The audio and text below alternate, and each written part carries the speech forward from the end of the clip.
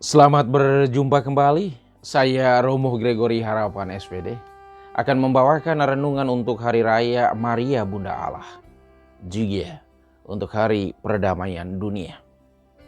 Maria Bunda Allah, juga Bunda kita. Selamat Tahun Baru. Salam sehat, sukacita dan damai sejahtera selalu memenuhi kita di tahun baru ini.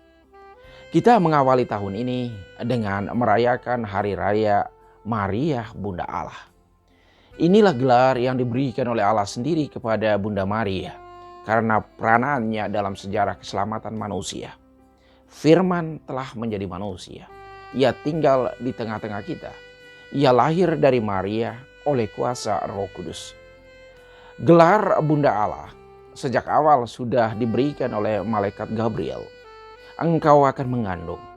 Anak yang engkau lahirkan itu bernama Emmanuel. Gelar Maria Bunda Allah selanjutnya dipertegas lagi pada abad ketiga, waktu konsili Efesus tahun 431 yang dihadiri oleh 200 orang uskup. Di sana diputuskan bahwa Maria adalah Bunda Allah tak diragukan lagi dalam sejarah keselamatan dan juga sejarah gereja. Maria adalah ibu Yesus. Semua orang percaya tentang itu. Dalam Injil Lukas bab 1 ayat 41 sampai 43. Dan ketika Elisabet mendengar salam Maria, melonjaklah anak yang di dalam rahimnya, dan Elisabet pun penuh dengan Roh Kudus. Lalu berseru dengan suara nyaring, diberkatilah engkau di antara semua perempuan, dan diberkatilah buah rahimmu. Siapakah aku ini, sampai ibu Tuhanku datang mengunjungi aku? Ketika Elisabet mendengar salam Maria, ia dipenuhi dengan Roh Kudus dan berseru, diberkatilah engkau di antara semua perempuan. Elisabet yang mengandung di masa tua itu bersyukur dan berbahagia, tetapi tidak bisa dikatakan yang diberkati. Marialah perempuan yang paling diberkati, dipenuhi oleh rahmat Allah. Kemudian dilanjutkannya lagi, siapakah aku ini sehingga ibu Tuhanku mengunjungi aku? Elisabet dipenuhi dengan Roh Kudus, mengenali siapa yang datang mengunjungi dia, yaitu ibu Tuhan. Sejarah jatuhnya manusia ke dalam dosa berawal dari Adam yang menerima buah terlarang yang disodorkan oleh Hawa. Memang Adamlah yang membuat manusia jatuh ke dalam dosa, tetapi Adam jatuh karena Hawa. Akan tetapi kini Maria datang memperbaiki apa yang telah dilakukan oleh Hawa.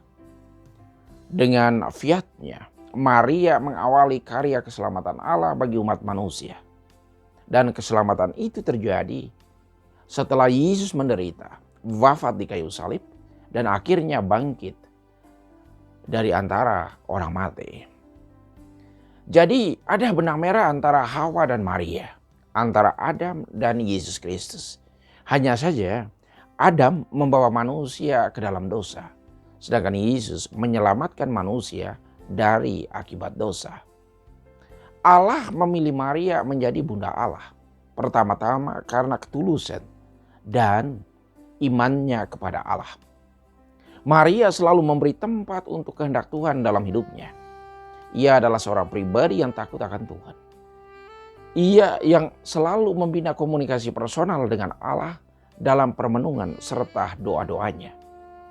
Maria menomorsatukan Tuhan. Tuhan selalu yang pertama. Disinilah bedanya dengan kita. Kebanyakan kita menomorsekiankan Tuhan dalam hidup. Skala prioritas kita berbeda-beda. Umumnya, uang dan karir itu nomor satu. Carilah uang sebanyak-banyaknya. HP nomor 2. Orang kalau ketinggalan HP-nya, ia begitu cemas dan merasa tidak nyaman. Pasti ia akan kembali untuk mengambilnya. Seakan tanpa HP, hidup tidak bisa lagi. Senang-senang menjadi nomor 3. Nikmati hidup selagi masih ada kesempatan. Lalu mencari Tuhan kalau ada waktu. Padahal kita bisa ngobrol di HP sampai lebih dari 30 menit. Tetapi dengan Tuhan hanya sejam seminggu saja tidak bisa. Atau 5 menit tiap hari saja tidak bisa. Tetapi kalau main media sosial berjam-jam juga bisa. Kalau nonton drama serial di televisi berjam-jam juga bisa. Ini ironi manusia zaman now. Masih ada waktu untuk kita perbaiki. Belum terlambat. Dan memang tidak ada kata-kata terlambat untuk memperbaiki hidup ini. Natal adalah momen yang indah. Itu terjadi karena jawaban ya dari Maria kepada kehendak Allah. Demikianlah setiap ya kita kepada kehendak Allah akan melahirkan damai dan sukacita. Kristus lahir di hati kita. Setiap kali kita berseru ya pada kehendaknya. Oleh karena itu Natal bukan lagi peristiwa setahun sekali, tetapi peristiwa setiap hari sepanjang tahun. Ia membuat kita akhirnya dapat berseru seperti Santo Paulus. Aku hidup, namun bukan lagi aku yang hidup, melainkan Kristus yang hidup di dalam aku. Di awal tahun ini kita juga berdoa untuk perdamaian dunia. Damai itu pertama-tama muncul dari dalam setiap keluarga, yang setiap anggotanya saling mengasihi, saling pengertian, saling memaafkan, dan saling mendengarkan. Untuk bisa saling mengasihi, perlu saling berkomunikasi. Komunikasi itu kegiatan bersama. Di dalamnya ada dialog, bukan monolog. Dialog itu aksi dua arah, timbal balik. Dalam dialog mestinya tidak ada yang pasif. Kalau ada yang pasif, maka dialog akan lekas berakhir. Kalau kita menghendaki komunikasi yang baik, maka kita harus berperan aktif di dalamnya. Kalau kita tidak mau aktif, jangan harapkan sebuah komunikasi yang baik akan ada dalam hidup bersama. Kalau komunikasi tidak berjalan dengan baik, maka sulit untuk menciptakan saling pengertian. Karena komunikasi yang baik menghasilkan saling pengertian. Saling pengertian menghasilkan saling memaafkan. Saling pengertian dan saling memaafkan menghasilkan saling mendengarkan.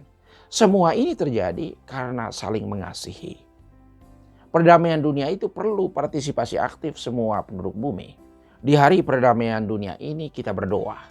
Semoga para pemimpin dunia senantiasa mengusahakan yang terbaik untuk kebaikan umum. Kesejahteraan umum penduduk bumi. Di saat kesejahteraan umum ini diperhatikan, maka kedamaian akan menjadi kebutuhan bersama. Orang akan berjuang bersama untuk memperolehnya. Ada semboyan lama, kalau mau damai, ciptakan perang. Perang yang dimaksudkan yaitu perangi semua hal yang menghambat terjadinya perdamaian.